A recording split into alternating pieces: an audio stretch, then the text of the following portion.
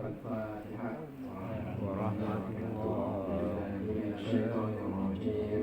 بسم الله الرحمن الرحيم.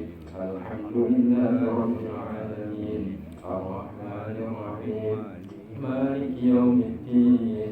إياك نعبد وإياك نستعين. اهدنا الصراط المستقيم صراط الذين أنعمت عليهم غير المغضوب عليهم ولا الضالين. آمين. Assalamualaikum warahmatullahi wabarakatuh. Waalaikumsalam. Alhamdulillah rabbil alamin hamdan yu'afi ni'amahu wa yukafi'u mazidah. Wassalatu wassalamu ala ashrafil anbiya wal mursalin sayyidina wa habibina al-mustafa Muhammad ibn Abdillah wa ala alihi wa ashabihi al-mujahidin at-tayyibin at-tahirin al-badirin nufusahum ila yaumil qiyamah. Amma ba'du, faya ayyuhal ikhwan ummatal muslimin wal muslimat rahimakumullah. Qala Allah ta'ala fil Qur'anil Karim wa huwa asdaqul qail. A'udzu billahi minasy syaithanir rajim. Bismillahirrahmanirrahim. Wa basyiril ladzina amanu wa 'amilus shalihat anna lahum jannatin tajri min tahtiha al-anhar kullama ruziqu minha min thamaratin rizqan qalu hadha alladhi ruziqna min qabl wa utu bihi mutashabiha wa lahum fiha azwajun mutahharah wa hum fiha khalidun. Sadaqallahul azim wa balagha rasuluhul karim wa nahnu insyaallah ta'ala ala dhalika lamina syahidin walhamdulillahi rabbil alamin. Puji dan syukur atas limpahan nikmat karunia yang Allah berikan kepada kita hingga sampai malam hari ini, malam yang ketiga, tapi berdasarkan riwayat kehidupan almarhum yang pada malam ini kita berhadir di rumah beliau, almarhum ayahanda kita, buruci kita, ibunda kita, Sandia binti Saru, yang malam ini telah kembali kehadiran Allah Subhanahu wa Ta'ala sesuai dengan janji yang pasti Allah telah tetapkan ke setiap hamba-hambanya, makhluknya yang bernyawa. Sebab dalam Al-Quran Allah Ta'ala telah tegas menyatakan kullu nafsin dha'iqatul maut wa innama tuwaffawna ujurakum yawmal qiyamah faman zuhziha 'anil nar wa udkhilal jannah faqad faz wa mal hayatud dunya illa mata'ul ghurur. Dalam Al-Quran disampaikan oleh Allah Ta'ala mengingatkan kita bahwa setiap yang memiliki nyawa atau roh pasti akan ketemu dengan maut. Maut itu satu sifat yang disebut dalam arti bahasa kita Indonesia artinya kematian. Kemudian kematian itu ada petugasnya yang diperintahkan oleh Allah Ta'ala yang disebut dengan malaikat maut. Malaikat maut ini ada dua karakter ketika berhadapan dengan hamba yang hampir meninggal dunia. Karakter yang pertama, ketika sosok hamba tersebut hampir merenggang nyawa, hampir meninggalkan dunia, maka turunlah malaikat dari langit turun ke bumi dan duduklah mengelilingi hamba yang hampir meninggal dunia tersebut. Seluruh malaikat yang mengelilingi hamba yang hampir meninggal dunia tersebut, wajah mereka bersinar seperti cahaya, dan jumlah mereka sepanjang jauh mata memandang. Begitu banyaknya malaikat maut yang datang mengerumuni hamba yang hampir meninggal dunia tersebut. Sesudah itu turunlah malaikat pencabut nyawa. Sesudah datang ribuan malaikat, maka turunlah malaikat yang bertugas khusus mencabut nyawa. Turunnya malaikat yang bertugas khusus mencabut nyawa tersebut yang kita kenal namanya dengan malaikat Israil. Dalam wajah yang dinampakkan oleh malaikat Israil ini ceria wajahnya dan juga bercahaya wajahnya. Maka diriwayatkan dalam hadis tersebut, ketika telah waktunya sudah tiba, ditariklah nyawa hamba tersebut, sama seperti air keluar dari ceret. Begitu mudahnya nyawa hamba yang soleh, yang taat, yang baik, yang husnul khotimah, begitu mudahnya nyawanya tersebut dicabut dari jasad hamba Allah Ta'ala yang soleh tersebut. Sesudah nyawa tersebut dicabut, maka malaikat-malaikat yang lain pun mengambil nyawa tersebut, roh tersebut diangkatlah ke langit, dibawahlah ke langit, dan roh tersebut yang dibawa ke langit sebelum diangkat diberikan kain kafan yang dibawa oleh para malaikat yang turun dari langit. Diberikan pakaian kafan dan diberikan dengan minyak wangi yang paling harum, yang sangat harum. Sehingga ketika roh dari hamba Allah Ta'ala yang soleh itu dibawa naik ke atas langit, sepanjang perjalanan dari bumi hingga sampai ke atas langit, malaikat yang memenuhi langit bertanya-tanya kepada malaikat-malaikat yang membawa nyawa, membawa roh tersebut. Roh siapakah yang kalian bawa? Begitu bercahayanya roh tersebut, dan begitu bagusnya roh tersebut, dan begitu wanginya, harumnya roh tersebut. Maka mereka menyebut nama yang terbaik yang pernah dipakai oleh hamba tersebut ketika dia hidup di dunia. Biasa kalau kita nama bagus-bagus, Ismail, panggil Ma'in. Tidak dipanggil Ma'in, tapi dipanggil Ismail. Yusuf, bagus diberikan nama orang tua, kita panggil Ucup. Yakub, bagus diberikan nama oleh orang tua, kita panggil Yakob. Nama yang bagus sekali tersebut kemudian menjadi panggilan sepanjang perjalanan tersebut, menjadi sebutan yang baik dan buah bibir para malaikat hingga sampai ke langit dunia. Begitu sampai di atas langit dunia, naik terus sampai ke atas hingga sampai pada langit yang ketujuh. Jadi kalau kita baca dalam hadis ini, perjalanan roh kita sesudah dicabut nyawa kita ini oleh malaikat maut, dibawa naik ke langit hingga sampai langit yang ketujuh, persis seperti kisah Isra Mi'rajnya Nabi kita tercinta Muhammad sallallahu alaihi wasallam.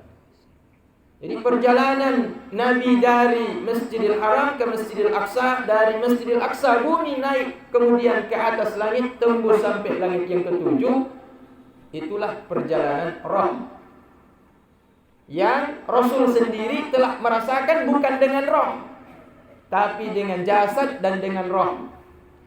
Ada andai kata seseorang yang mengatakan perjalanan Isra Mi'rajnya Nabi kita tercinta Muhammad sallallahu alaihi wasallam dari Mekah, Madinah sampai ke Palestina kemudian naik langit yang ketujuh hanyalah perjalanan roh saja tanpa jasad, maka itu tidaklah disebut dengan namanya mukjizat. Karena kenapa? Karena orang meninggal pun akan melakukan perjalanan tersebut.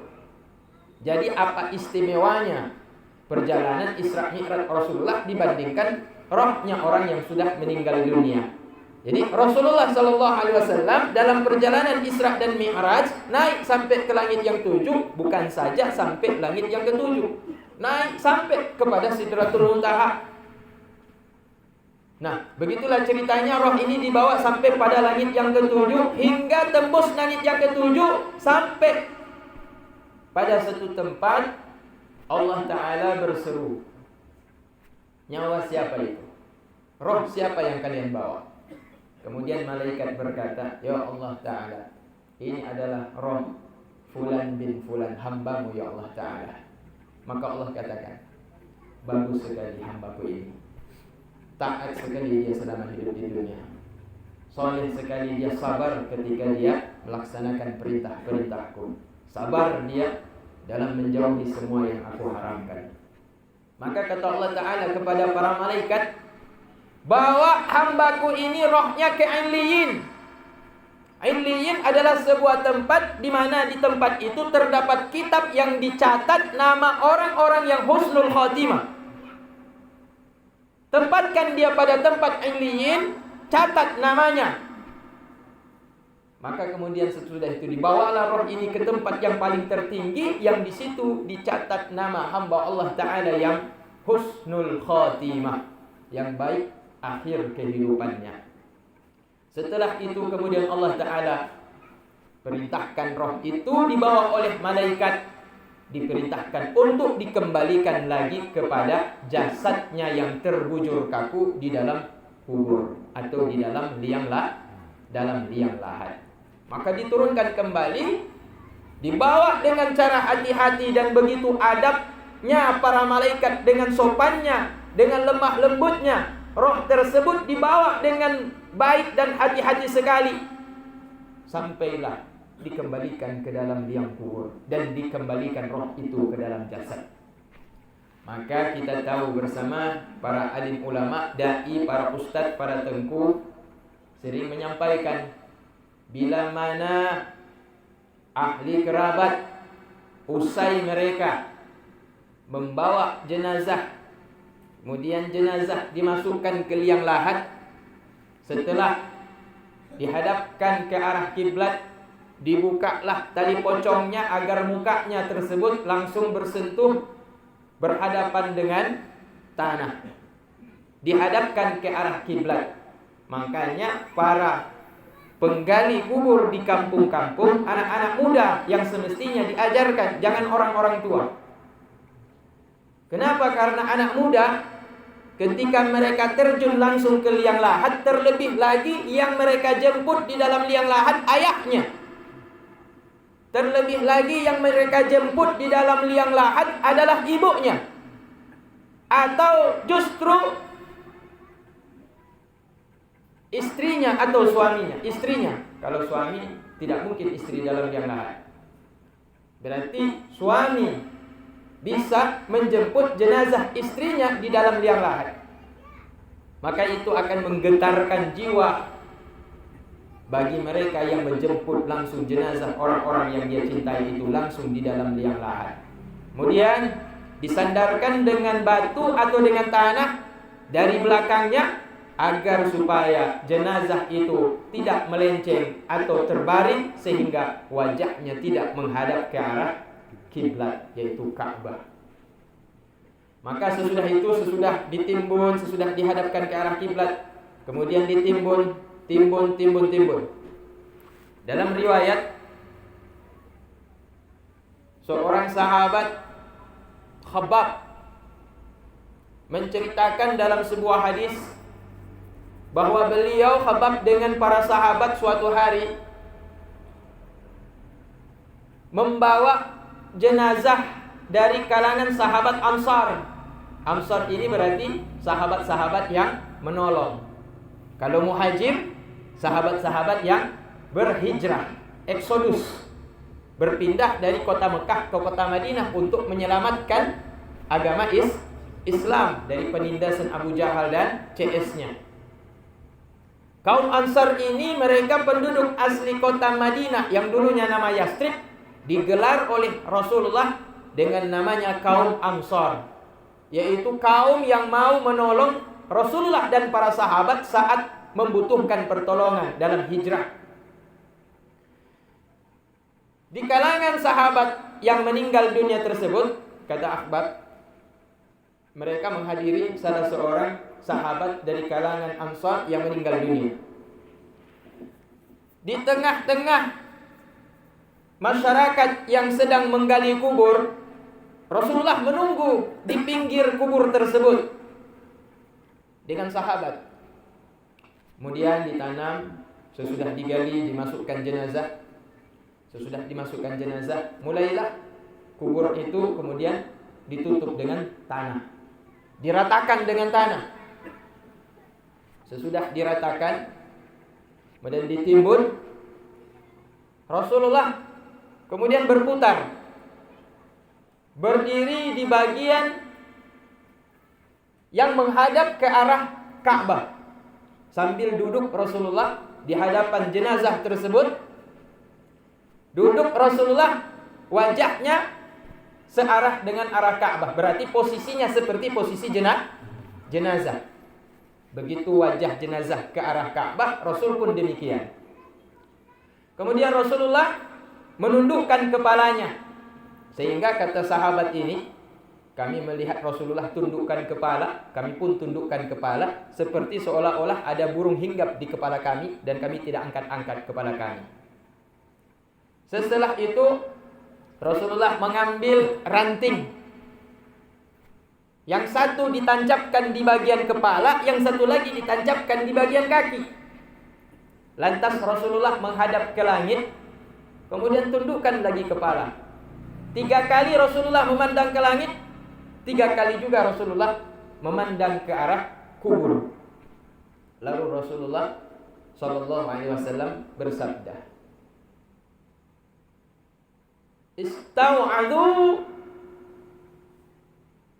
Istau'adullaha min azabil qabri. 3 kali Rasulullah berkata, mintalah kalian perlindungan kepada Allah daripada azabnya kubur. Mintalah kalian perlindungan kepada Allah dari azabnya kubur. Mintalah kalian perlindungan kepada Allah dari azabnya, siksanya azab kubur tersebut. Kemudian Rasulullah berkata, Allahumma inni a'udzubika min azabil qabri. Ya Allah, hamba berlindung kepadamu ya Allah dari siksa yang ada di dalam kubur ini ya Allah.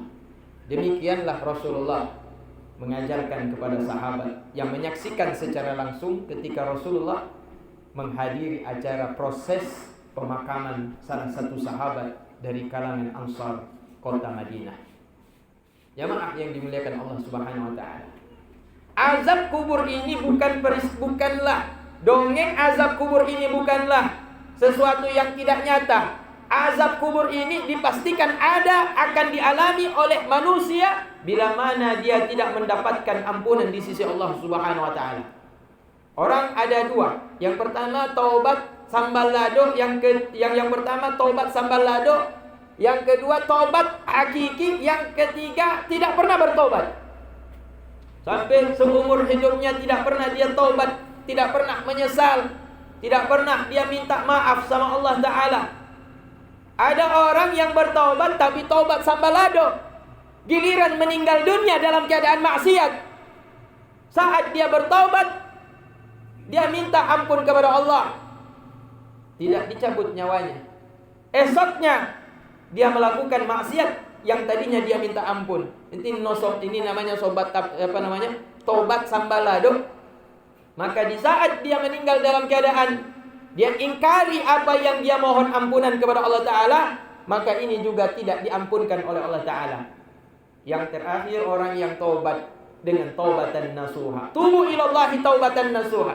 bertaubatlah kalian kepada Allah dengan sungguh-sungguh taubat yang baik, taubat yang tidak ada keinginan melakukan kembali maksiat yang pernah kita lakukan, taubat yang penuh dengan penyesalan, taubat yang penuh dengan cucuran air mata, taubat yang menggetarkan hati sehingga kemudian hati ini merasa lapang ketika pernah disakiti oleh orang, dan hati ini merasa sedih bila masih melakukan perbuatan dosa dan maksiat yang dulu pernah dia kerjakan. Maka hadirin jamaah takziah yang dimuliakan Allah Subhanahu wa taala, kata Rasulullah dalam hadis riwayat yang lain juga, sesudah itu pulang.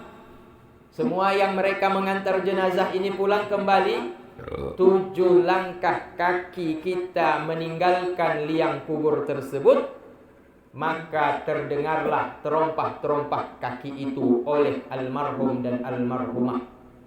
Maka jenazah yang sudah berada di dalam kuburan, itulah yang dikembalikan rohnya sesudah dibawa dari atas langit, disuruh perintahkan Allah Ta'ala diturunkan lagi ke bumi, maka roh itu dimasukkan ke dalam jasad sehingga dia mampu mendengar suara terompah, yaitu sendal-sendal kita yang meninggalkan liang lahat kuburan yang barusan dimakamkan jenazah tersebut.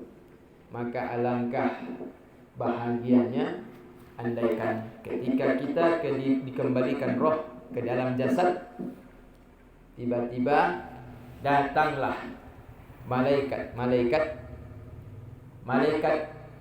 yang dengan cahaya yang sangat cerah, kemudian berkata sesudah memberikan pertanyaan-pertanyaan, man rabbuka, siapa nama Tuhanmu, wa man nabiyuka, siapa nama nabimu, wa ma kiblatuka, kemana kiblatmu, wa ma imamuka, siapa pemimpinmu, wa ma ikhwanuka, siapa saudaramu. Kalau pertanyaan itu dijawab dengan Allahu Rabbi, Allah Tuhanku, wa Muhammadun Nabi, Muhammad adalah nabiku, wal Ka'batu kiblati, Ka'bah adalah kiblatku, wal Qur'anul Karim imami, Al-Qur'anul Karim adalah pemimpinku, wa ummatul muslimin wal muslimat wal mu'minin wal mu'minat, semua umat muslimin dan muslimat, semua orang-orang yang beriman baik laki dan perempuan adalah ikhwani, adalah sahabat dan saudara-saudaraku, maka niscaya dia telah lulus daripada ujian akhir. Inilah ujian kita yang paling akhir, inilah imtihan ujian lulus atau tidak lulusnya kita sepanjang hidup kita merantau di atas bumi yang fana ini. Maka kata Rasulullah dalam sebuah hadis, dalam Al-Quran, Allah Ta'ala mengatakan, yuthabbitullahu alladhina amanu bilqawli thabit. Allah Ta'ala mengokohkan orang-orang yang beriman dengan ucapan yang kokoh, agar mereka selamat di dunia maupun selamat di akhirat. Apa qaul thabit? Yaitu tentang apa yang diperintahkan, apa yang akan dipertanyakan ketika kita berada di alam barzakh. Bila pertanyaan-pertanyaan tersebut dari munkar dan nakir mampu kita jawab dengan fasih. Fasih berarti dengan lisan yang jelas. Dan mampu kita jawab dengan suara yang yakin, tidak ada keraguan-raguan ketika kita menjawab pertanyaan munkar dan nakir tersebut, maka alamat kita najah, alamat kita ini termasuk orang yang sukses di dunia dan akhirat. Inilah jamaah yang dimuliakan Allah Subhanahu wa taala. Kenapa Sayyidina Utsman bin Affan radhiyallahu anha ketika beliau setiap melintas kuburan dalam perjalanan, beliau berhenti sejenak. Di kita kalau kita berjalan lewat kuburan lari. Apalagi kalau malam Jumat jam 2 malam, hujan rintik-rintik, justru kita lari terbirit-birit karena ketakutan melewati yaitu kompleks perkuburan yang dalam bayangan kita banyak syaitan di situ. Di sahabat Sayyidina Utsman bin Affan, dimanapun kalau beliau berjalan melintasi kuburan, beliau akan berhenti sejenak di situ dan tafakkur, berfikir beliau. Beliau menangis. Satu hari Sayyidina Utsman bin Affan berjalan dalam satu perjalanan melintasi satu kubur. Di kubur itu tidak ada saudaranya, tidak ada mak, tidak ada ayah beliau, tidak ada siapa. Asal ada kubur beliau berhenti.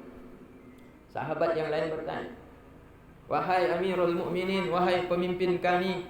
Beliau sudah jadi khalifah. Saat itu Rasul telah wafat, Abu Bakar dah wafat, Sayyidina Umar pun dah wafat. Beliau yang diangkat jadi khalifah. "Kenapa wahai Amirul Mukminin, engkau melintas kubur, berdiam, lantas menangis? Dulu kalau hadir pengajian Nabi diceritakan neraka, engkau tidak menangis. Tapi kalau engkau melewati kuburan, engkau menangis." Dijawab oleh Sayyidina Utsman bin Affan, "Bagaimana aku tidak menangis wahai sahabat? Kalau seandainya baik kita di dalam kubur, baiklah kita akan lebih baik lagi kita berada di dalam alam akhirat. Tapi kalau celaka kita di dalam kubur, maka celaka yang lebih besar menunggu kita, menanti kita di dalam akhirat, yaitu neraka, yang azabnya lebih hebat, lebih dahsyat dibandingkan azab di dalam kubur. Maka kubur ini merupakan alamat tanda seseorang ini akan mendapatkan kebaikan yang lebih, atau justru di dalam kubur kalau dia celaka mendapatkan azab, maka sungguh azab yang lebih pedih lagi telah menantinya di dalam neraka.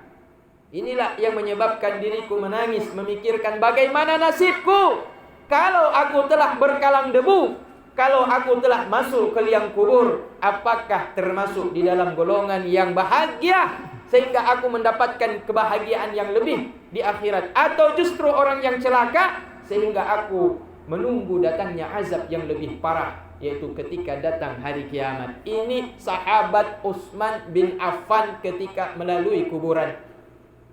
Maka ananda sahabat, saudara-saudaraku, terlebih anak-anak muda, remaja, jagalah sopan santun ketika melewati kuburan. Jaga adab kita, akhlak kita ketika melewati kubur, kompleks pemakaman. Jangan kita naik Honda, kita gas sekecang-kencangnya tanpa ada sopan santun. Maka Rasulullah SAW menyampaikan, kalau kita melintasi kompleks perkuburan, ucapkanlah salam doa keselamatan untuk ahli kubur tersebut, agar kita yang meninggal kelak di suatu tempat pun akan didoakan oleh orang-orang yang masih hidup di dunia dengan doa yang sama yang kita baca ketika kita masih hidup. Doa apa yang diajarkan Rasulullah? Rasul mengatakan, kalau kalian datang ke kubur, doakanlah mereka. Assalamualaikum ya ahlal kubur, darul qaumil mu'minin, wa nahnu insyaallah ta'ala bikum lahikun, wa nas'alullaha li wa lakumul afiyah. Assalamualaikum, semoga keselamatan Allah Ta'ala berikan kepada kalian. Ya ahlal kubur, wahai ahli kubur, penduduk kubur. Darul qaumil mu'minin, kampungnya orang-orang yang beriman. Wa nahnu insyaallah ta'ala, kami insyaallah bikum lahikun, akan menyusul kepada kalian. Wa nahnu insyaallah ta'ala bikum lahikun. Wa nas'alullah, dan kami mohon kepada Allah Ta'ala agar kalian mendapatkan kebaikan dan keselamatan ketika berada di alam barzakh. Ini doa yang diajarkan Rasulullah sebagai adab sopan santun kita ketika melintasi kubur atau memasuki kompleks perkuburan. Inilah sebabnya indatu kita orang Aceh sering menasehati anak-anak, kalau nanti lewat kubur, bek tu nesapa, jangan lupa kalau melintas kubur sapa penduduk kubur. Makanya yang tidak sapa penduduk kubur ketika pulang masuk setan. Ada yang kerasukan. Kenapa? Karena tidak menjaga adab ketika melintas di kampung orang. Melintasi kampung orang yang masih hidup saja, kalau kita tidak menjaga adab, akan dipukul, akan dilempari batu, dicaci maki. Kalau kita melintasi ahli kubur, penduduk orang kubur tersebut, maka itulah yang diajarkan adab kita oleh Rasulullah SAW. Hikmahnya apa? Kelak nanti kalau kita meninggal, insya Allah ada hamba-hamba yang baik yang melintasi kuburan kita, mendoakan keselamatan kita di dalam kubur. Jamaah yang dimuliakan Allah, ini ada yang diceritakan oleh Rasulullah, itulah bagaimana kita menghadapi melewati kuburan. Lantas apakah Rasulullah pernah melakukan sesuatu perkara ketika melintasi kuburan? Pernah. Rasulullah suatu hari dalam perjalanan melintasi 2 buah kuburan. Tidak ramai, cuma ada 2 kuburan. Lantas Rasulullah turun dari tunggangannya, entah kuda entah onta, turun Rasulullah. Sahabat-sahabat yang lain pun turun. Ketika melihat Rasulullah turun, sahabat yang lain pun turun. Kemudian Rasulullah SAW mengambil 2 tangkai yang daunnya masih hijau. 2 tangkai yang daunnya masih hijau. Satu ditancap di atas, yang satu ditancap di kaki. Demikian juga kubur yang kedua ditancap di atas, yang satu juga di kaki. Lantas Rasulullah berdoa, "Ya Allah, ampunkanlah penghuni kubur 2 kubur ini selama daunnya masih hijau." Selama daunnya masih hijau. Makanya kalau mau tancapkan ranting yang ada daun, cari ranting yang ada daun itu kira-kira tahan dia sampai dia bertumbuh, sampai dia tumbuh daun-daunnya. Karena di situ ada doa seperti yang diajarkan Rasulullah. Selama tangkai ini daunnya masih hijau, ya Allah, ampunkan atau ringankan dosa daripada penghuni 2 kubur tersebut. Maka Rasulullah kemudian selesai berdoa, ditanya sama sahabat, "Ya Rasulullah, kenapa engkau mendoakan 2 kubur tersebut?" Kata Rasulullah, "Ketika kita mau lewat kubur tadi, aku mendengar mereka berteriak-teriak, menjerit-jerit kesakitan, dan aku tidak tahan sakit mendengar kesakitan mereka tersebut. Maka aku turun dari atas kuda, kemudian menancapkan dan mendoakan mereka. Bukan meminta ampunan, tetapi meringankan. Semoga Allah engkau ringankan azab mereka ya Rabb. Selama ranting ini daunnya masih artinya ada batasnya. Maka kalau kita mau cari ranting, carilah ranting yang daunnya hijau itu dan bisa tumbuh. Maka doa yang diajarkan Rasulullah itu bisa kita amalkan dan kita praktekkan, yaitu kepada ahli famili kita. Kenapa ya Rasulullah engkau doakan demikian hal? Apa azab 2 orang ahli kubur tersebut? Kata Rasulullah, yang satu kencing, buang air, tapi tidak bersuci. Yang satu tukang mengumpat.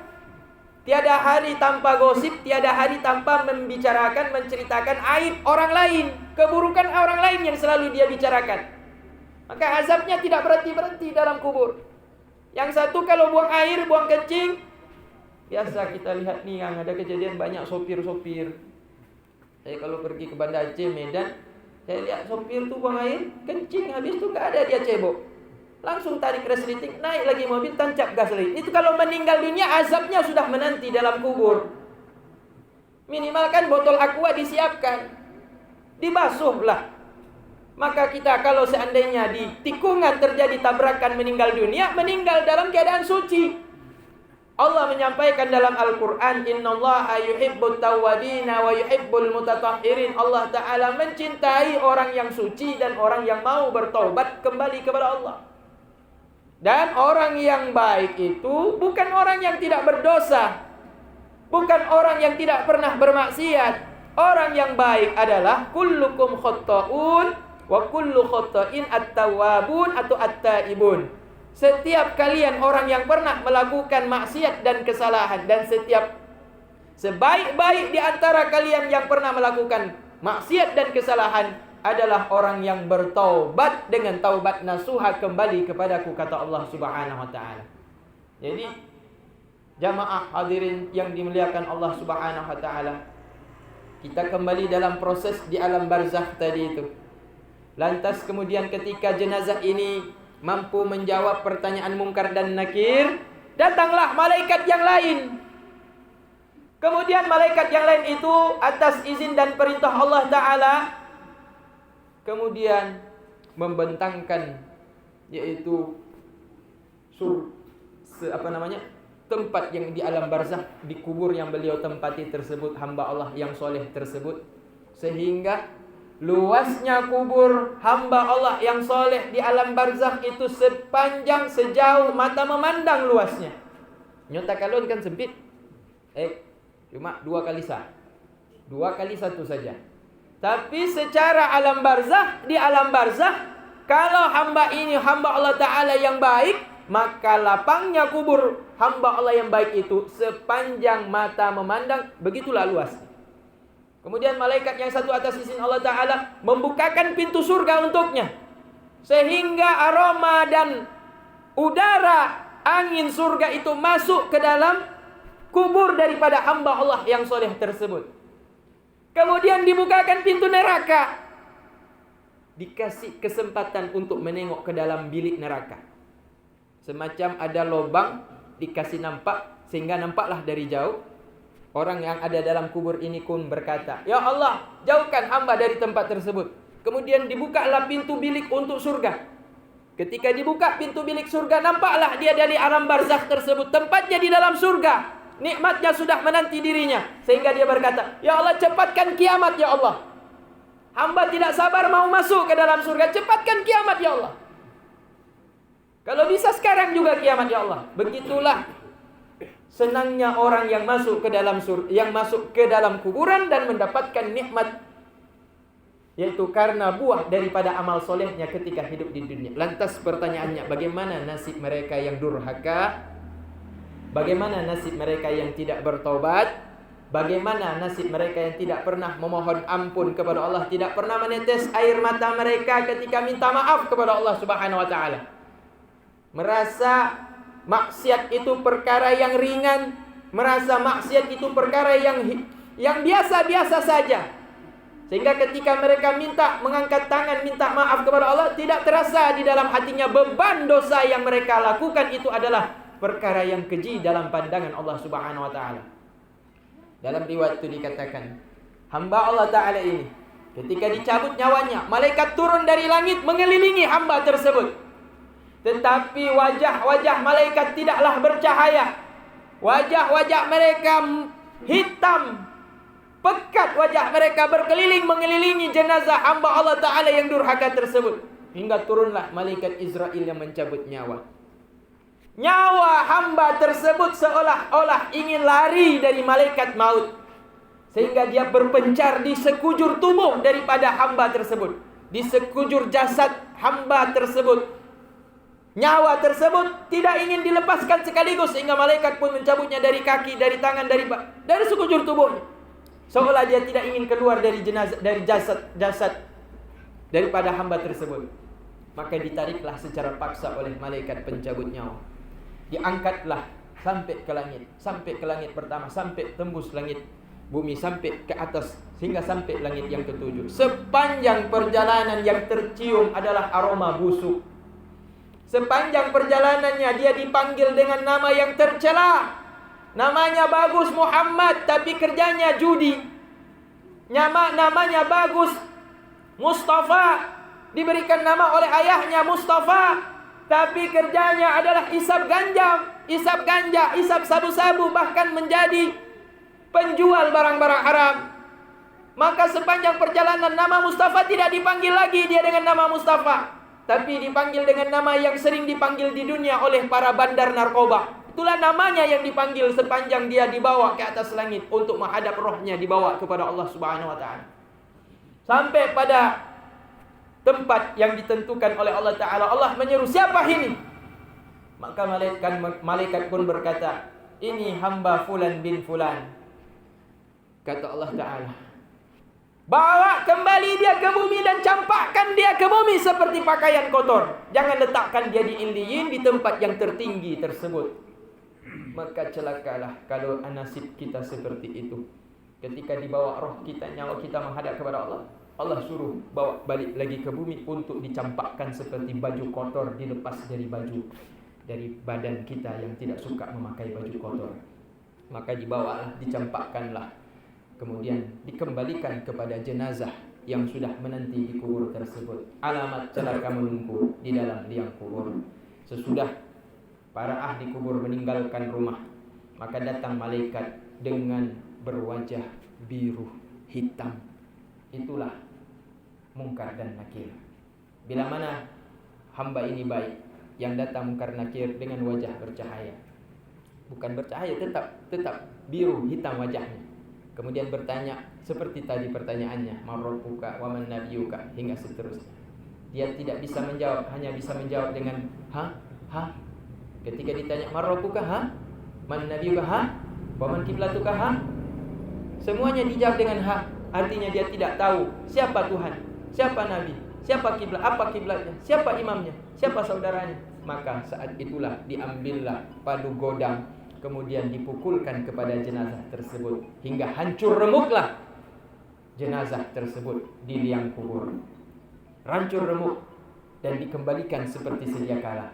Dihantam lagi, dikembalikan. Sesudah mereka kembali, maka datanglah sosok yang sangat buruk rupanya, yang sangat bau busuk tubuhnya.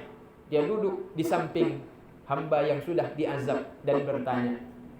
Si hamba yang sudah diazab ini kemudian dalam keadaan duduk di dalam kubur bertanya kepada makhluk yang barusan datang dengan wajah yang sangat buruk rupa dan bau sekali busuk badannya.